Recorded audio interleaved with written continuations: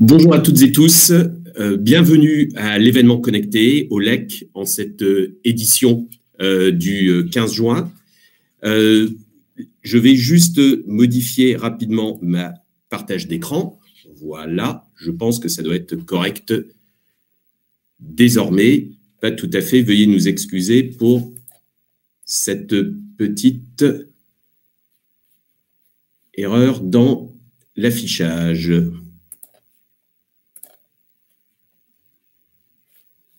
Voilà. Très bien. Je suis donc Marc Frenzel, directeur technique Europe pour Nexfink, et j'ai le plaisir de vous accueillir pour une trentaine de minutes afin de vous présenter, de vous expliquer comment, grâce à Nexfink, avec ce nouvel environnement de travail numérique, nous sommes capables de nous assurer de l'efficacité et de la bonne expérience des collaborateurs. Nexfink, j'espère que bon nombre d'entre vous nous connaissent déjà, en particulier en Suisse, puisque nous sommes un éditeur logiciel suisse avec désormais plus de 700 employés. Et depuis le début, nous nous focalisons sur l'expérience numérique des collaborateurs et de sa gestion. Au cours des 12 dernières années, nous avons désormais plus de 1000 clients dans le monde. Et surtout, nous sommes devenus, selon Forrester et également selon Gartner, un leader dans cette catégorie de Digital Employee Experience Management. Aujourd'hui, nous avons plus de 12 millions de postes de travail, Mac ou Windows, je reviendrai dessus, dans le monde qui sont gérés grâce à Nexfink et sur lesquels nous sommes capables de mesurer l'expérience des utilisateurs. Un peu d'actualité également en 2021. Nous avons levé 180 millions de dollars il y a quelques mois, ce qui nous a permis de devenir une nouvelle licorne européenne. Et ceci grâce au support de nos partenaires. Je pense en particulier à la plupart des grands MSP avec lesquels nous travaillons aujourd'hui. Donc Nexfink, 700 employés dans le monde et surtout notre siège et notre plus grand bureau avec quelques centaines de personnes en Suisse. Société de logiciels, donc une grosse capacité autour des développeurs, plus de 250 développeurs dans le monde, essentiellement, comme je vous le disais, en Suisse. Et donc, dans le berceau de Nexfink, nous avons aujourd'hui un écosystème significatif, à la fois en nombre de clients, dont nous avons cité la plupart ici, mais également au niveau des partenaires technologiques, managed service provider, et bien entendu, des partenaires locaux qui nous aident aujourd'hui, à la fois vis-à-vis de nos clients en Suisse romande, mais également dans le monde, à utiliser la solution Nexfink. Alors, cette solution, quelle est-elle? Nous avons voulu répondre depuis le début à un challenge très précis qui est la différence, le hiatus qui peut exister entre la direction informatique d'une part, les utilisateurs d'autre part. Vu depuis la direction informatique, à laquelle bon nombre d'entre vous aujourd'hui appartenez, votre objectif, c'est bien entendu de fournir des services de qualité qui répondent aux besoins des utilisateurs à un coût qui soit absolument acceptable par l'entreprise elle-même et avec un objectif de transformation et de capacité modifiée en continu. Du côté des utilisateurs, eh bien, eux, ma foi, voient ce qu'ils reçoivent et surtout ce qu'ils utilisent eux-mêmes. Et aujourd'hui, des études le montrent, on assiste souvent à des challenges autour d'une productivité ou d'une efficacité aléatoire, une satisfaction insuffisante, et vu depuis l'entreprise et les départements informatiques, une adoption de l'outil informatique et des applications que vous amenez à vos utilisateurs qui est parfois en déclin ou en tout cas pas mesuré, pas évalué. Et c'est cet objectif que nous voulons atteindre, permettre à la DSI de comprendre ce que vivent réellement les utilisateurs, ce dont ils ont vraiment besoin et le niveau de satisfaction, la qualité d'expérience qu'ils ont aujourd'hui avec l'outil informatique. Pour parvenir à cet objectif, Nexfink travaille donc sur un logiciel qui porte sur la gestion de l'expérience numérique des collaborateurs. Alors, comment aborder cette problématique qui est effectivement assez compliquée et qui inclut aussi bien des éléments techniques issus des postes de travail que le ressenti de l'utilisateur? Ce que nous allons faire dans ce logiciel appelé Nexthink Experience, c'est d'une part assurer d'abord une collecte de données en temps réel issues du poste de travail de l'utilisateur, qu'il soit donc Windows ou Mac, mais également que l'utilisateur soit dans le bureau principal de l'entreprise, dans des bureaux périphériques ou, comme nous le vivons hélas aujourd'hui, amené à travailler plus ou moins volontairement depuis son domicile. Donc, on assure une collecte de données en temps réel avec l'objectif d'avoir une analyse des usages et des événements. Là, on a une vision technique au niveau de ce que vit l'employé lui-même. On va y associer une collecte directe et un dialogue direct avec le collaborateur pour récupérer son ressenti direct, comment lui-même vit son expérience informatique. Et c'est cette corrélation de métriques techniques et de ressenti des employés qui nous permet d'assurer effectivement un pilotage complet au niveau de l'expérience des utilisateurs.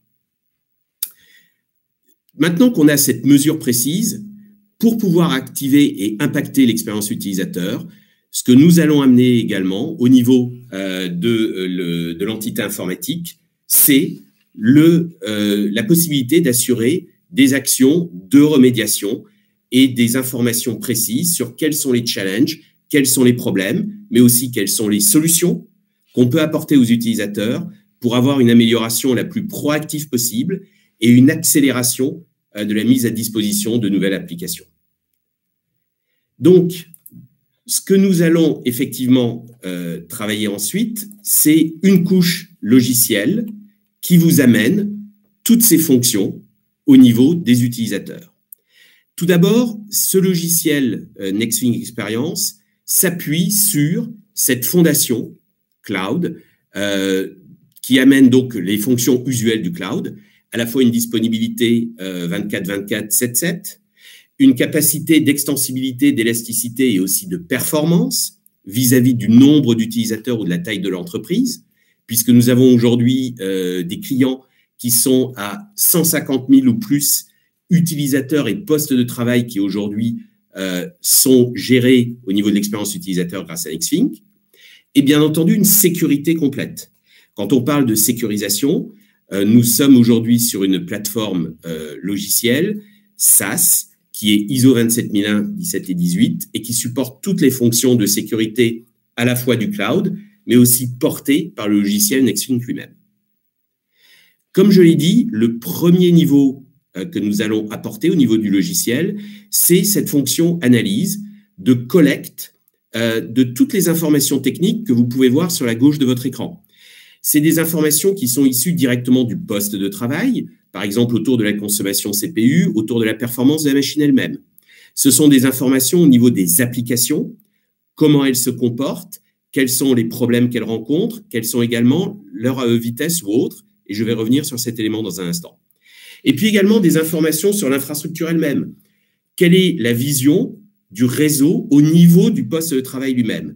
Donc, qu'est-ce qui se passe non seulement sur la carte réseau de votre poste de travail, mais aussi sur la performance réseau ou les éléments réseau qui impactent directement l'utilisateur. Par exemple, ça peut être des informations au niveau de son Wi-Fi au domicile ou au bureau, ou de la performance sur Internet.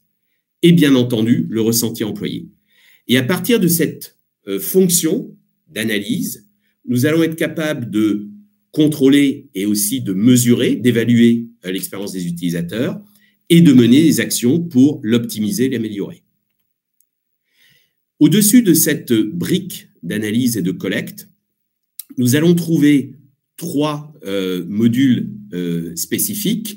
Le premier, appelé Act, qui a pour but de mener des fonctions de collecte d'informations avancées, par exemple des combinaisons d'informations qui ne sont pas directement issues du poste de travail, et aussi des actions de remédiation, comment agir, soit sur le poste de travail, mais plus généralement via des outils tiers. Je pense à SCCM, je pense à Intune, tous les outils que vous utilisez aujourd'hui pour gérer les applications et le poste de travail lui-même.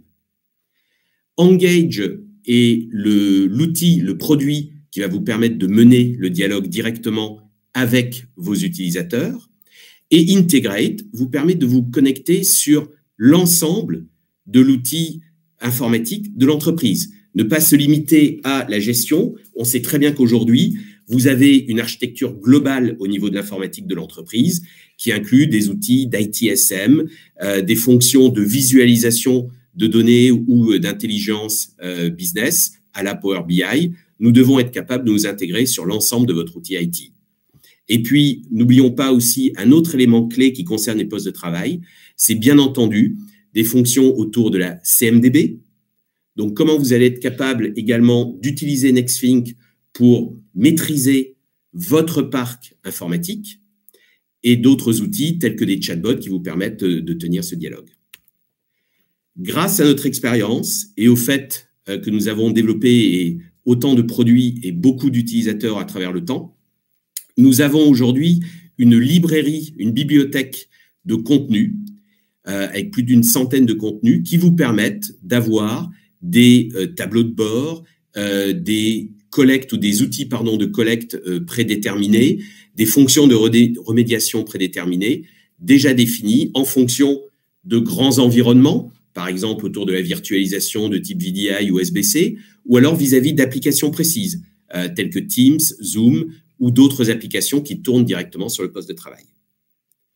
Mais ce qui compte aujourd'hui aussi, c'est d'intégrer toutes les nouvelles applications que vous êtes en train de déployer dans votre environnement informatique vis-à-vis de vos utilisateurs, vis-à-vis de vos business. Donc, nous avons rajouté cette année 2021 un nouveau module qui va être disponible à la commercialisation et au déploiement en production d'ici la fin de l'été, appelé Application Experience, pour être capable de comprendre la performance, la bonne santé et l'utilisation non seulement des applications qui tournent sur votre poste de travail, mais aussi de toutes les applications de type web, développées en interne ou de type SaaS, que vous êtes amené à apporter à vos utilisateurs. Donc, on va être capable d'aller, j'ai envie de dire, un cran au-delà du poste de travail et de comprendre même ce qui se passe sur des applications dont seul le frontal tourne et est géré directement ou touché directement par l'utilisateur avec l'application qui tourne elle-même sur le cloud. Voilà l'outil Nexthink Experience, une offre SaaS, web-based, cloud-based, qui vous permet effectivement d'avoir cette vue complète sur l'expérience numérique de vos collaborateurs.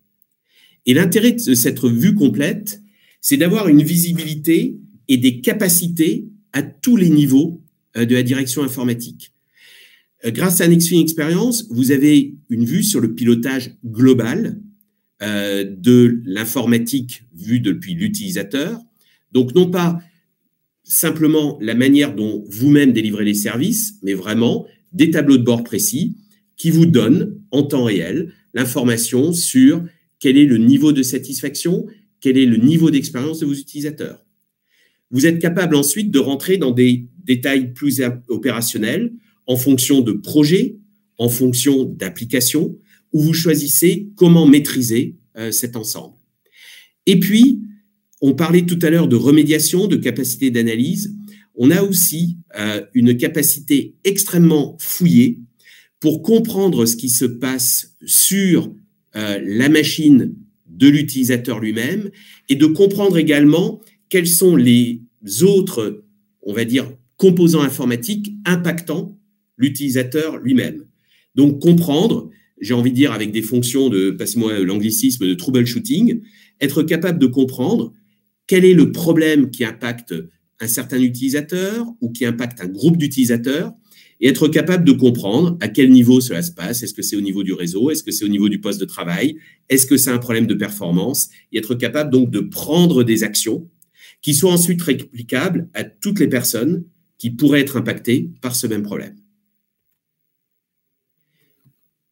L'un des ajouts majeurs de Nexthink a été aussi de créer ce que nous appelons le Digital Experience Score, ou DEX, pour avoir une modélisation simple liée à un unique score qui récupère un grand nombre de paramètres pour avoir cette vue exacte et être capable de la suivre au fil du temps au niveau des éléments techniques et du ressenti des employés. À nouveau, l'intérêt, c'est d'avoir cette vue et un élément très simple pour l'évaluer, qui soit personnalisable au sens de l'entreprise, au sens également d'un groupe d'utilisateurs. Et je pense à un grand industriel en Europe qui utilise aujourd'hui le DEX pour évaluer sa progression après chaque nouveau grand projet informatique. Quel est le Digital Experience Score des utilisateurs ou de groupes d'utilisateurs, et est-ce qu'on constate effectivement une amélioration au fil du temps? Ce qui compte d'ailleurs pour ce client, c'est moins le score absolu que son évolution et de s'assurer de l'impact réel de tous les nouveaux projets informatiques pour tous les utilisateurs qui sont concernés. Pour aider la direction informatique à ce niveau-là, on a amené une nouvelle fonction que nous appelons aujourd'hui Optimization Hub. Donc, comment s'assurer de l'optimisation de l'expérience des utilisateurs? Tout d'abord, pas d'optimisation s'il n'y a pas de mesure. Donc, à nouveau, s'assurer d'une mesure précise de l'expérience des utilisateurs avec une vue à 360 degrés à l'échelle de toute l'entreprise. Est-ce qu'on parle d'un groupe de quelques centaines d'utilisateurs? Est-ce qu'on parle d'une entreprise avec 1000, 10 000 ou 100 000 utilisateurs? Peu importe, on est capable d'avoir cette vue complète. Ensuite, c'est identifier quelles sont les sources de problèmes. Par exemple, quels sont les utilisateurs qui aujourd'hui ne sont pas satisfaits et ont une expérience plutôt frustrante autour des outils informatiques et de l'utilisation des services. Eh bien, nous allons être capables de vous fournir une vue, une liste complète des problèmes pour vous aider à prendre des décisions vis-à-vis des problèmes les plus impactants ou qui touchent le plus de personnes. Ensuite, c'est être capable de vous donner un certain nombre de recommandations basées sur des fonctions d'intelligence artificielle pour avoir une analyse la plus rapide et la plus efficace au niveau des causes possibles de problèmes. Ensuite, c'est vous proposer une bibliothèque de solutions, de résolutions que vous allez pouvoir appliquer. Donc, ça concerne soit la solution Next Feeling Experience elle-même, mais surtout, ça concerne tout ce qui va vous permettre de travailler, par exemple, au niveau des règles mises en place dans la GPO pour mettre à jour correctement les postes de travail, pour pouvoir travailler aussi sur des problématiques qui ne sont peut-être pas directement liées au poste de travail lui-même, mais peut-être à une application. Et puis, tout simplement, est-ce qu'il ne s'agit pas de mettre à jour un operating system ou une version? On vous propose donc ces librairies, ces livres, qui vont être capables de vous proposer non seulement la solution, mais les différentes actions possibles à mettre en place pour avoir une résolution étape par étape. Voilà ce que nous avons mis en place aujourd'hui dans cette fonction de Experience Optimization Hub pour vous permettre d'accélérer et d'être plus précis dans l'analyse, mais aussi la remédiation, non seulement pour un problème rencontré, mais surtout l'appliquer à l'ensemble des utilisateurs qui peuvent être concernés aujourd'hui. Et le retour que m'a fait récemment un client, c'est de me dire qu'effectivement, en général, quand ils constatent un problème sur un client, ils sont capables de l'appliquer à un groupe de clients. N'oubliez pas une donnée qui est reconnue sur le marché, seulement 50% des problèmes sont remontés par les utilisateurs. Donc, il est extrêmement clé d'avoir des fonctions pour remédier en avance et de manière la plus automatisée possible aux différents problèmes qui peuvent être rencontrés.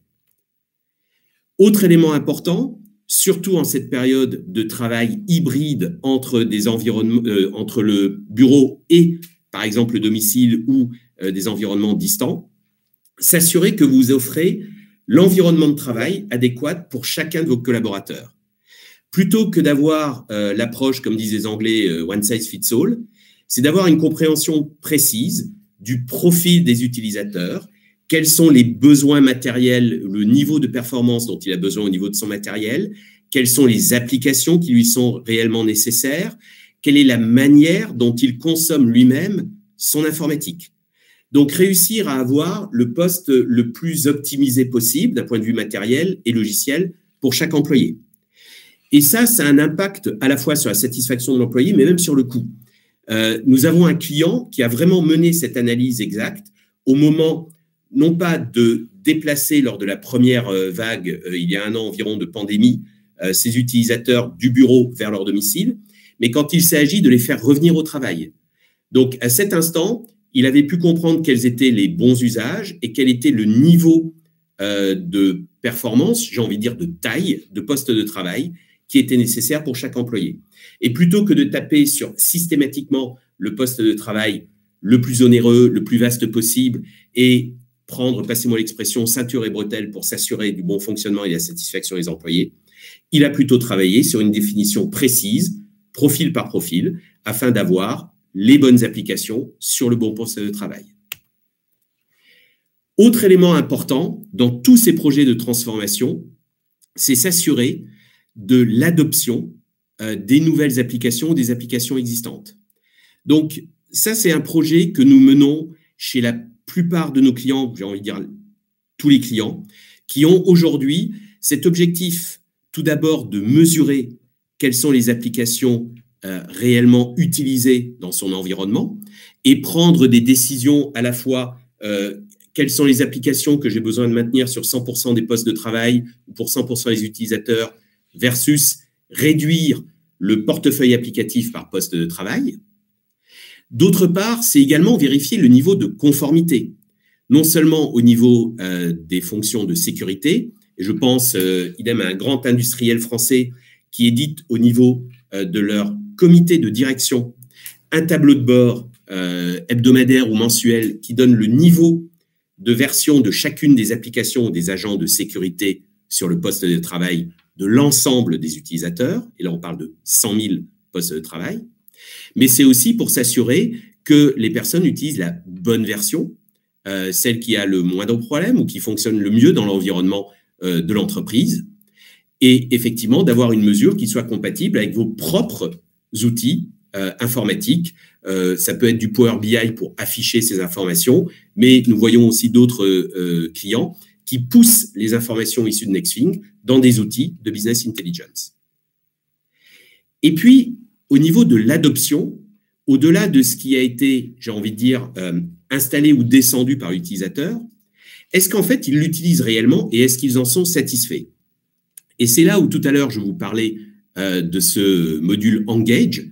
L'idée, c'est effectivement d'impliquer, de communiquer directement avec chaque utilisateur. Non pas à travers une campagne générique, mais en personnalisant les messages.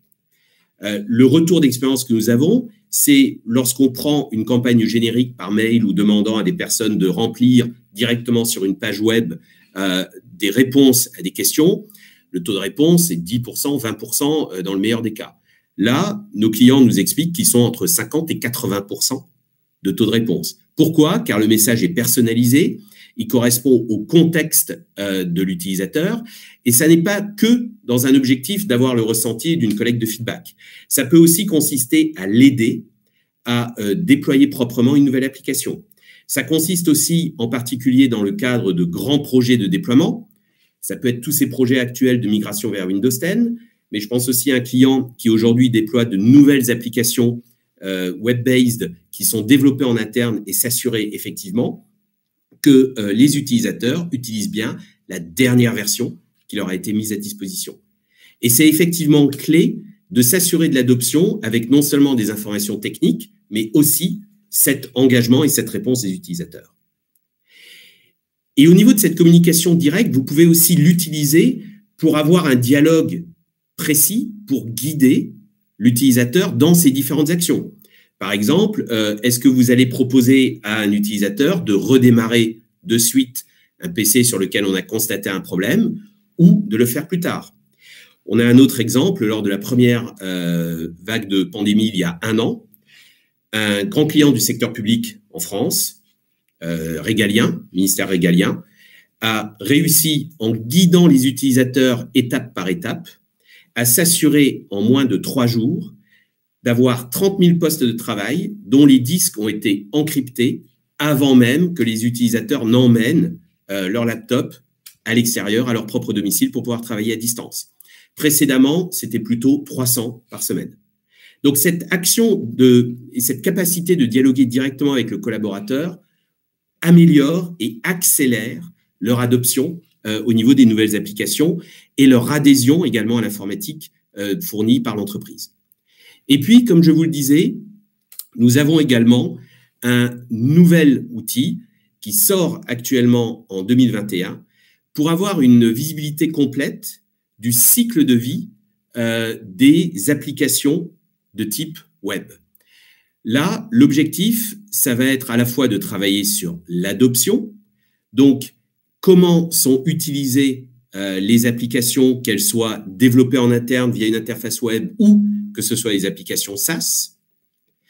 Avoir effectivement à ce moment-là un suivi des usages exacts des applications et être capable de vérifier au niveau des pages clés des plus importantes ou de certaines transactions, quel est le niveau d'utilisation de ces pages. Par exemple, ce client qui est en train de déployer une nouvelle application a réussi à savoir quelle était la page sur laquelle les utilisateurs se connectaient le plus souvent.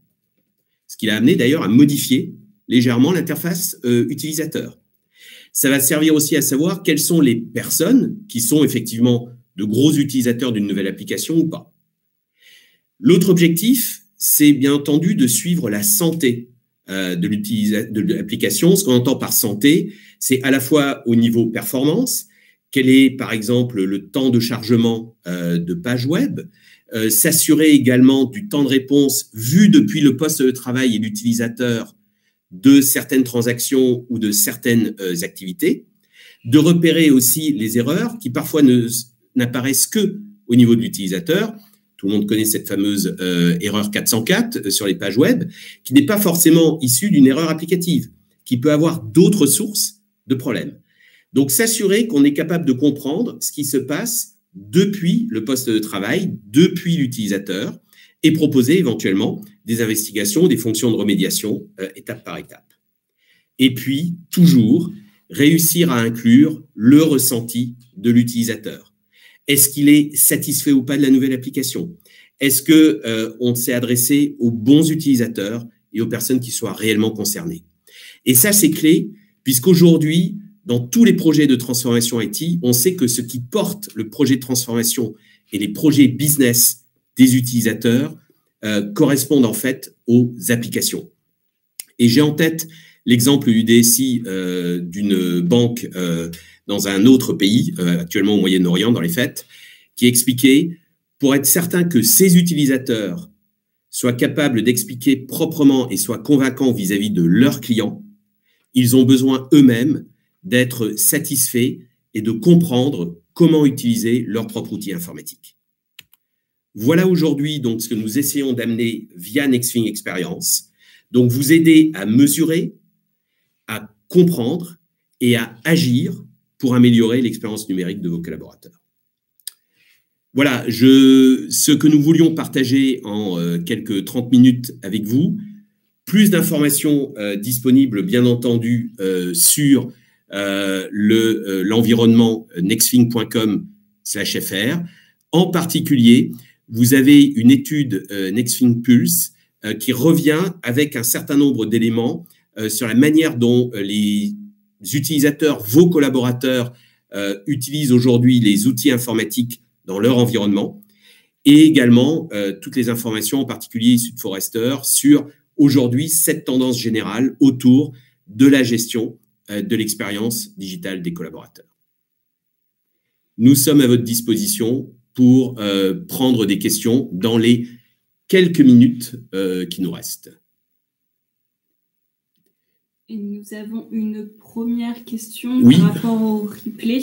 Étant donné que nous sommes en live… La réponse est oui. Normalement, il y aura… Je vais vérifier, mais je vais voir avec l'organisation s'ils enregistrent de manière automatique les sessions ou pas. D'accord. On revient vers vous. Également, une autre question un peu technique. Donc la question, j'ai vu que nous pouvions écrire des scripts en PowerShell. Est-ce que d'autres langages de programmation sont possibles ou prévus, comme Python par exemple? En fait, aujourd'hui, vous avez deux, j'ai envie de dire, environnements à traiter. Vous avez la partie configuration de l'outil Nexfin Experience en tant que tel, sur lequel nous proposons effectivement notre propre outil de scripting ou de l'interface graphique pour pouvoir effectivement configurer des actions de remédiation, de collecte d'informations. Et puis, nous avons une très grosse bibliothèque d'API, justement pour réussir à vous interconnecter avec d'autres outils, d'autres environnements. Par exemple, si vous voulez pousser des informations issues de Nexthink, ça peut aussi vous servir à traiter certains scripts et à les transformer pour pouvoir effectivement configurer et utiliser d'autres scripts.